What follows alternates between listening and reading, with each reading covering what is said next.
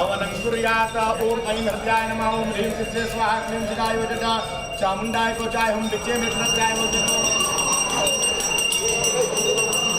इसका पक्षण कौन है? ये भी ऐसा है। ये भी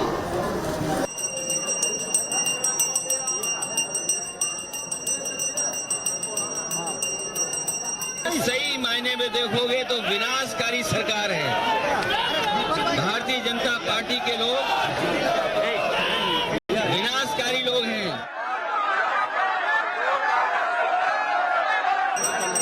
गोरक्षपीठ के पीठाधीश्वर योगी आदित्यनाथ पीतल की थाली पर कन्याओं को खड़े करके उनके पांव धो रहे हैं।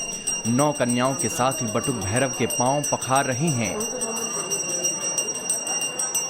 दुर्गा सप्तशती के मंत्रोच्चार के बीच उनके माथे पर रोली, चंदन, दही, अक्षत और दूध के तिलक के साथ माला पहनाकर उपहार और दक्षिणा देकर आशीर्वाद ले रहे हैं।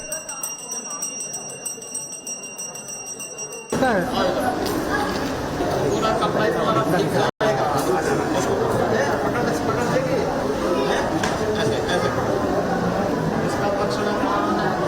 ये भी ऐसा है। ये भी मतलब पहले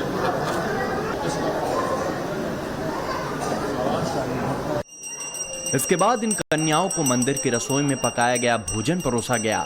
योगी आदित्यनाथ ने खुद अपने हाथों से उन्हें पकवान परोसे। सनातन संस्कृति में कन्या पूजन सिर्फ एक परंपरा भर नहीं है बल्कि धर्म है। सीएम योगी की बेटियों की सुरक्षा को लेकर प्रतिबद्धता और प्रण उनके धार्मिक और राजनीतिक आचरण में दिखता है। शारदीय नवरात्रि का यह 9वीं तिथि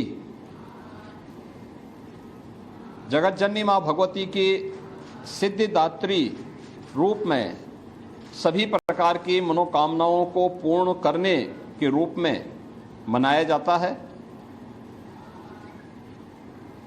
नवमी के इस पावन पर्व के साथ आज पूरे देश और दुनिया में जहां कहीं भी सनातन धर्मावलंबी निवास कर रहा है वे सब जुड़े हुए हैं। इस अवसर पर जगतजननी मां भगवती दुर्गा के 9 स्वरूपों के प्रतीक स्वरूप कुंवारी कन्याओं के पूजन की एक पवित्र परंपरा भी है और गोरक्षपीठ की इस पवित्र परंपरा के अनुरूप इस कार्यक्रम के साथ इस बार भी मुझे जुड़ने का अवसर प्राप्त हुआ है। नवरात्र के आखिरी दिन एक और सीएम योगी शक्ति साधना में लीन दिखे तो वहीं समाजवादी पार्टी के मुखिया क्या कर रहे थे ये भी आपको जानना जरूरी है। अखिलेश यादव ने दल बल के साथ लखनऊ के Jayaprakash Narayan national convention centre पर धावा बोल दिया। उन्हें रोकने के लिए जेपीएनआईसी के बाहर टीन की दीवार खड़ी कर दी गई थी। इसके बाद समाजवादी पार्टी कार्यकर्ता अखिलेश यादव के घर में लगी जेपी की मूर्ति सड़क पर ले आए, प्रतिमा पर माल्यार्पण किया और लगे हाथ योगी सरकार को विनाश में माहिर बता दिया। सही मायने में देखोगे तो विनाशकारी सरकार है। भारतीय जनता पार्टी के लोग विनाशकारी लोग हैं। इन्हें कोई अच्छी चीज दे दो उसका विनाश कर देंगे। हम समाजवादी लोगों को पहले भी रोकने की कोशिश की थी, लेकिन आज क्योंकि नवरात्र की रामनवमी है, त्योहार के दिन भी सोचिए कैसा अधर्म का काम कर रहे हैं। भारतीय जनता पार्टी दावा करती है कि वो सभी त्योहारों को मनाती है। बताओ, हम समाजवादियों को त्योहार भी नहीं मनाने दे रही हैं। और सोचिए क्या साजिश है, खुद त्योहार मना रहे हैं और हम लोगों को त्योहार नहीं मनाने दे रहे हैं। एक और सीएम योगी शक्ति साधना में लीन है तो दूसरी ओर अखिलेश यादव को सरकार के कामों में विनाश के अलावा कुछ नहीं दिख रहा। लेकिन अखिलेश यादव शायद ये भूल गए कि आज से 4 साल पहले शारदीय नवरात्रि के दौरान ही मुख्यमंत्री योगी आदित्यनाथ ने मिशन शक्ति के पहले चरण की शुरुआत की थी।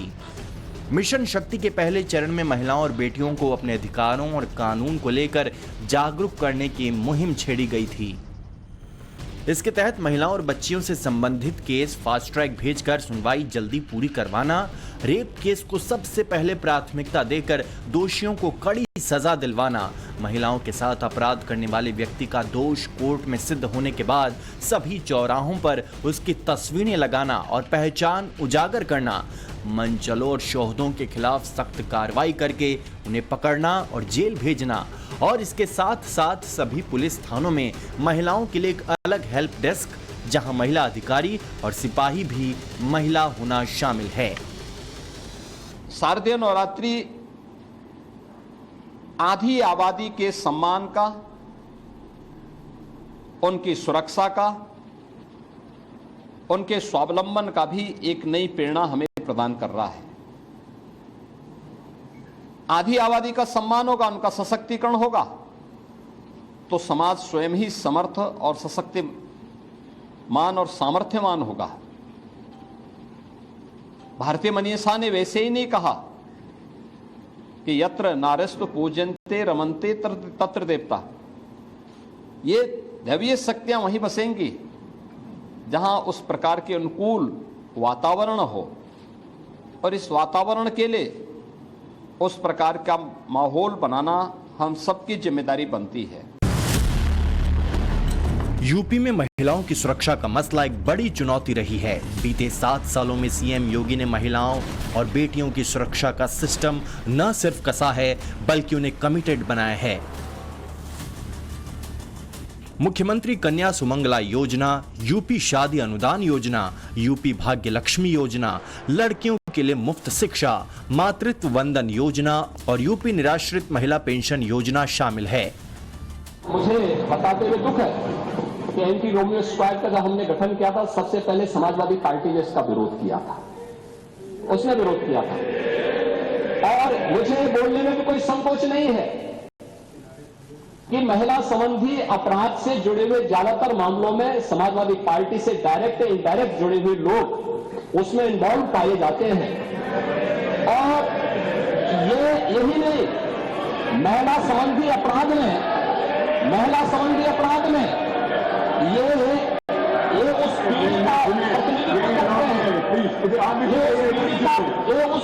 प्रतिनिधित्व करते हैं जिस पीढ़ी ने कहा था, जिसने कहा था कि लड़के हैं गलती कर देते हैं। ये महिला सुरक्षा की बात क्या करेंगे?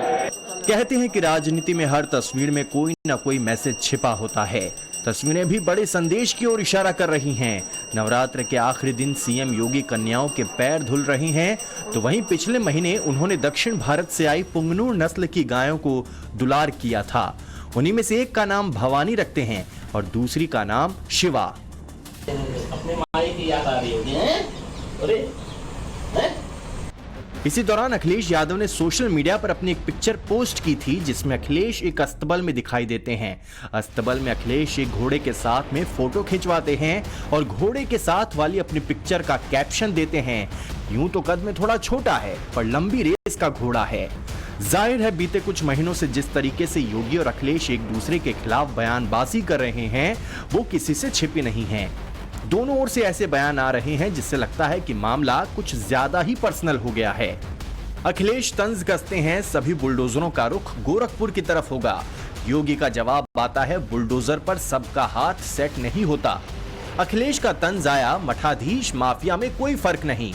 इस पर योगी आदित्यनाथ बोले एसपी नेता में औरंगजेब की आत्मा घुस गई है। अखिलेश इन शब्दों के साथ वार करते हैं, भाषा से पहचानिए असली संत और महंत साधु भेष में घूमते धूर्त अनंत। इस पर योगी का पलटवार आता है, माफियाओं के सामने नाक रगड़ने वाला। अखिलेश सोशल मीडिया पर लिखते हैं सरेआम ठोको फोर्स। योगी का जवाब आता है माफिया मिट्टी में मिलते रहेंगे। माना यही जा रहा है कि ये योगी बनाम अखिलेश के पिक्चर का ट्रेलर भर है, क्योंकि आगे की फाइट और टाइट रहने वाली है। जल्द ही यूपी की 10 सीटों पर विधानसभा के उपचुनाव हैं, तो वहीं 2027 की रणनीति जो सेट करनी है। Bureau report, times now Bharat.